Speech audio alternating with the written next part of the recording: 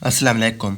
Renal failure, renal लफ्ज़ आते ही आप समझ गए होंगे। रिनल टर्म जो है वो किडनीज़ के रिलेटेड इस्तेमाल की जाती हैं और रिनल फेलियर का मतलब होगा कि गुर्दे का फेल हो जाना, गुर्दे का प्रॉपर फंक्शन ना करना। और गुर्दे का आपको पता होगा कि फंक्शन है कि वो ब्लड में से नाइट्रोजीनियस वेस्टेज और इसके अलावा जो भी वेस्टेज होते हैं उनको यानी कि निकालता है। उनको ये साफ़ करने में, ब्लड को यानी कि खून को साफ़ करने में किडनीज़ बड़ा किरदार अदा करता है। ओके, तो रिनल फेलियर से यही मुराद होगा कि किडनीज़ में यानी कि ब्लड में से नाइट्रोजीनियस वेस्टेज जो हैं वो सही तरह से साफ़ नहीं हो रहे, वो सही तरह से नाइट्रोजीनियस वेस्टेज जो हैं वो बॉडी से एक्सक्रीट नहीं हो रहे। ओके, और इसके कई सारे रीजंस हो सकते हैं रिनल फेलियर के।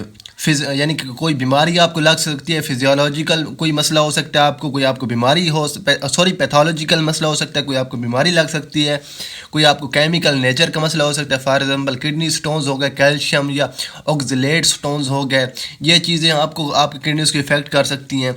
और इन दोनों की वजह से आपका जो किडनीज का ग्लोमेरुलर पार्ट है, जो सबसे पहला पार्ट होता है जो कि एक बॉल ऑफ कैपिलरीज होती है, वो डैमेज हो जाती है, वो डिस्ट्रॉय हो जाती है। जैसे ही ये डिस्ट्रॉय होती है तो जो नाइट्रोजीनियस वेस्टेज हैं वो आपकी बॉडी में जाना शुरू हो जाते हैं और इसके अलावा आपके ब्लड में रहना शुरू हो जाते हैं। मतलब आपके ब्लड की सफाई नहीं हो रही। इस वजह से जैसे ही ब्लड और बॉडी में ये नाइट्रोजीनियस वेस्टेज जाना ज़्यादा होना शुरू हो जाएंगे तो आपके ब्लड हाई होना शुरू हो जाएगा और आपको खून की कमी भी हो सकती है। ओके, और इस रिनल फेलियर से बचने के लिए हम काम करते हैं कि हम जो किडनीज़ हैं उसका डायलिसिस करवाते हैं।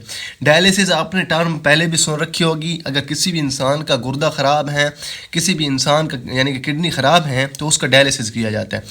डायलिसिस एक प्रोसीजर का काम है, प्रोसीजर का नाम है जिसमें एक डायलिसिस फ्लूइड होता है।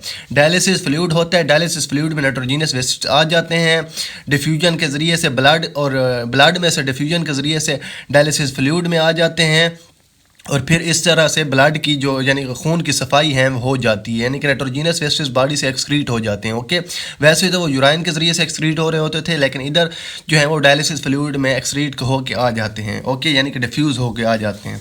डायलिसिस की दो टाइप्स हैं। ओके, एक को बोलते हैं हीमोडायलिसिस और एक को बोलते हैं पेरिटोनियल डायलिसिस। अब हम इन दोनों में फ़र्क देखने वाले हैं। हीमोडायलिसिस और पेरिटोनियल डायलिसिस में हम फ़र्क देखने वाले हैं। हीमो लफ्ज़ सुनते ही आपके जहन में आता होगा कि कुछ सेम या फिर इस तरह से। ओके, हीमो मतलब सेम। ओके, तो इसमें ये होता है कि एक तरफ से एक होती है मेम्ब्रेन, उस मेम्ब्रेन के एक तरफ होता है डायलिसिस फ्लूइड, एक तरफ होता है ब्लड जो है, ब्लड में से नाइट्रोजीनियस वेस्टेज डायलिसिस फ्लूइड में आ जाते हैं।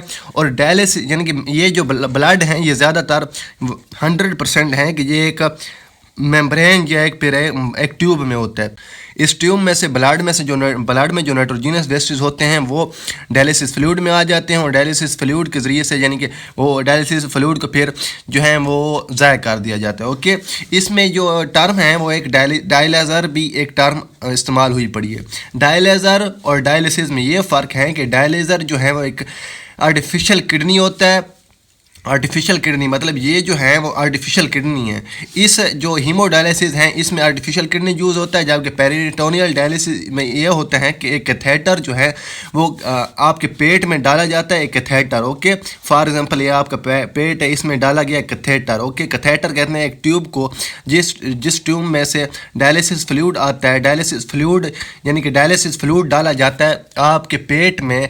आपके पेट में एक पेरिटोनियल कैविटी होती है, मतलब ये पेरिटोनियल कैविटी है। इधर डायलिसिस फ्लूइड आपके डाला गया कैथेटर के ज़रिए से और इधर जो है आपके ब्लड हैं। ओके, इधर ये पेरिटोनियल कैविटी है, ये वाली, ये जो है डायलिसिस फ्लूइड है और ये आपका पेट। ओके, अब इसमें ये होगा कि ब्लड में नाइट्रोजीनियस वेस्टेज डिफ्यूज़ होकर डायलिसिस फ्लूइड में आ जाएंगे और फिर डायलिसिस फ्लूइड को बाहर ज़ाया कर दिया जाएगा कैथेटर के ज़रिए से। ओके, तो इस तरह से पेरिटोनियल डायलिसिस होती है। डायलिज़र के बारे में मैंने आपको पहले बता दिया है कि डायलिज़र एक किडनी मशीन है।